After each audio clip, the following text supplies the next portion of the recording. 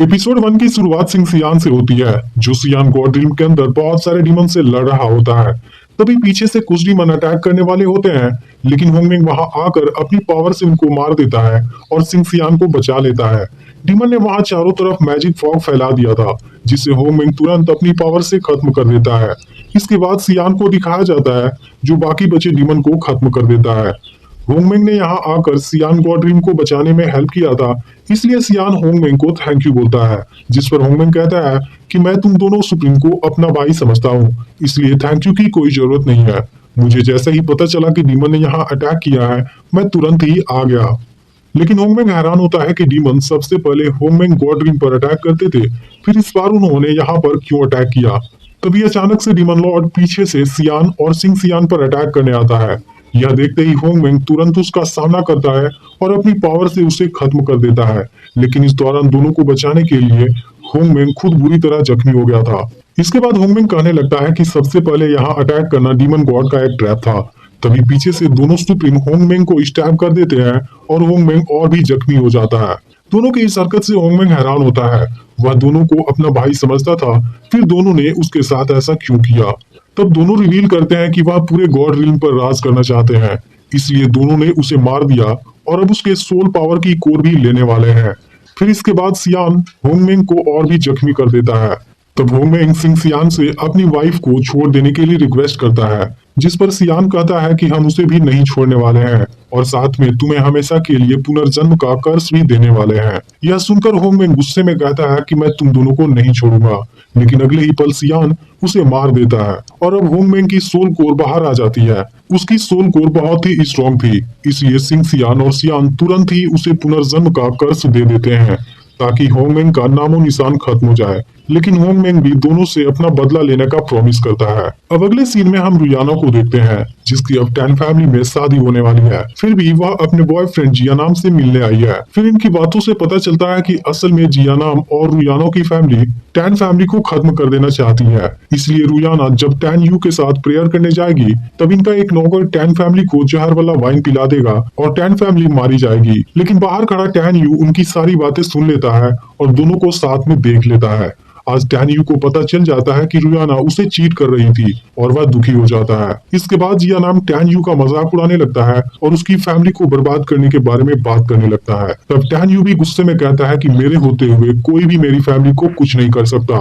उसकी यह बात सुनते ही जियानाम भी गुस्सा हो जाता है और टैन यू को पीट कर अधमरा कर देता है। यह देख रुयाना घबरा जाती है। तब जियानाम कहता है कि तुम्हें डरने की कोई जरूरत नहीं है।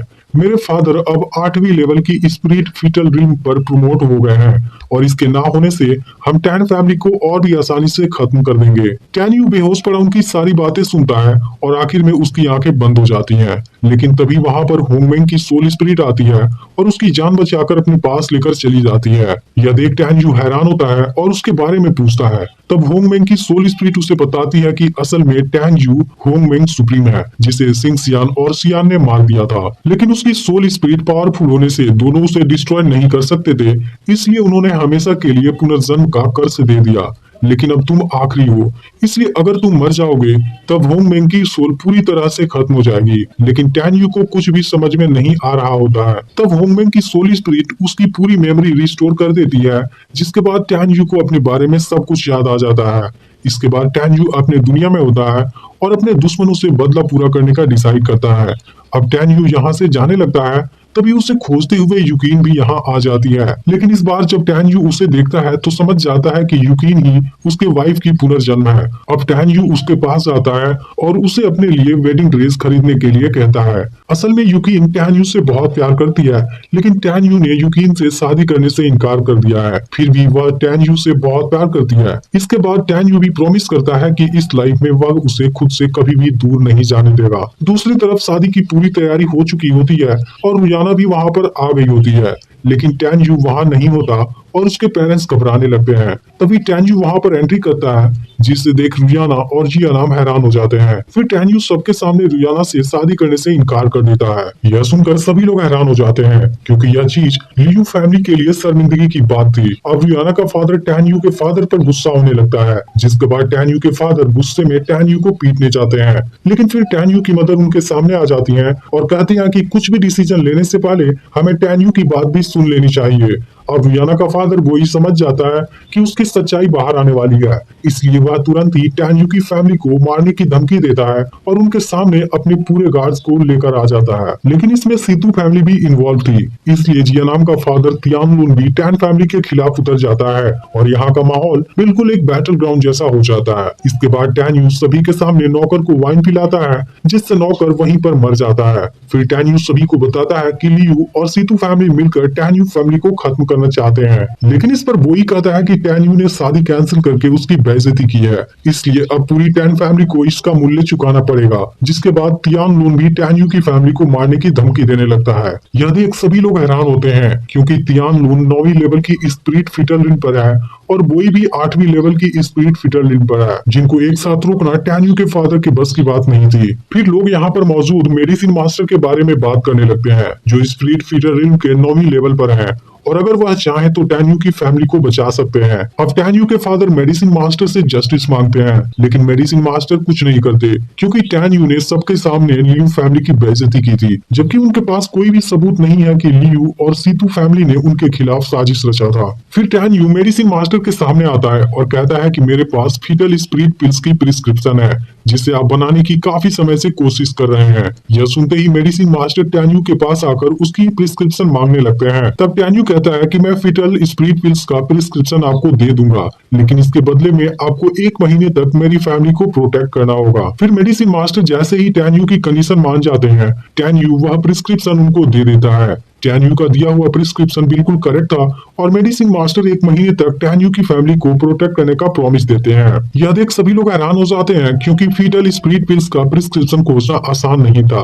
अब रुयाना का फादर भी हैरान हो जाता है और मेडिसिन मास्टर से प्रिस्क्रिप्शन चेक करने के लिए कहता है। फिर मेडिसिन मास्टर कहते हैं कि मैंने इसे अच्छी तरह चेक कर लिया है, इसलिए अगर तुम दोनों ने टैन्यू की फैमिली के साथ कुछ भी किया तब मेरा सामना करने के लिए तैयार रहना। अब तियानलुन और बोई कुछ नहीं कर पाते हैं और दोनों वहां से चले जाते हैं, लेकिन तियानलुन 1 महीने बाद टैन्यू की फैमिली पर अटैक करने की धमकी देता है। उनके जाने के बाद टैन्यू के फादर टैन्यू से पूरी बात पूछते हैं और टैन्यू उनको जिया नाम और रुयाना की पूरी बात बता देता है। टैन्यू की मदर हैरान होती है कि टैन्यू उस प्रिस्क्रिप्शन को कैसे जानता है। फिर टैन्यू अपने होंगमेंग सुप्रीम वाली असली पहचान बताने वाला होता है, लेकिन अभी इस चीज के लिए सही टाइम नहीं है, इसलिए वह झूठ कहता है कि यह प्रिस्क्रिप्शन उसे एक मास्टर से मिला था। अब टैन्यू के फादर वहां आए लोगों को विदा करने लगते हैं, क्योंकि अब शादी कैंसिल हो चुकी है। लेकिन फिर टैन्यू उन्हें रोकता है और कहता है कि मेरी शादी आज ही होगी। यह सुनकर सभी लोग कंफ्यूज हो जाते हैं और उसकी मदर को लगता है कि टैन्यू की तबीयत सही नहीं है। फिर टैन्यू अपने फादर के सामने युकिन से शादी करने का प्रपोजल लगता है, जिसे सुनते ही युकिन हैरान हो जाती है और उसके हाथ से वेडिंग ड्रेस नीचे गिर जाता है। लेकिन अब टैन्यू की मदर इसके लिए रेडी नहीं होती,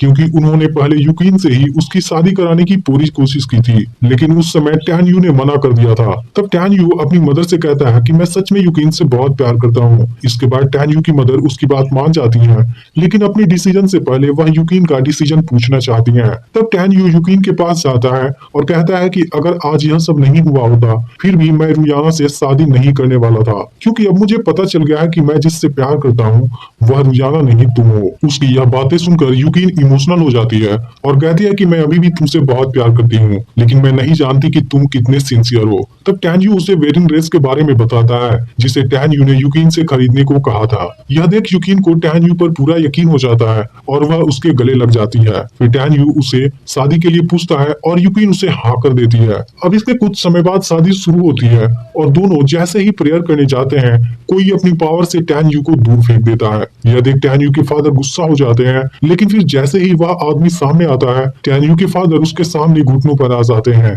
फिर युकिन उससे पूछती है कि हम तुम्हें नहीं जानते, फिर तुम हमारी शादी क्यों रोकना चाहते हो? तब वह आदमी टैन्यू की मदर से कहता है कि यह लड़की 15 साल पहले तुम्हें अपने भवन के गेट पर मिली थी और उसके साथ में एक लॉकेट भी था जिस पर नैन गोंग का कुछ वर्ड भी लिखा हुआ था।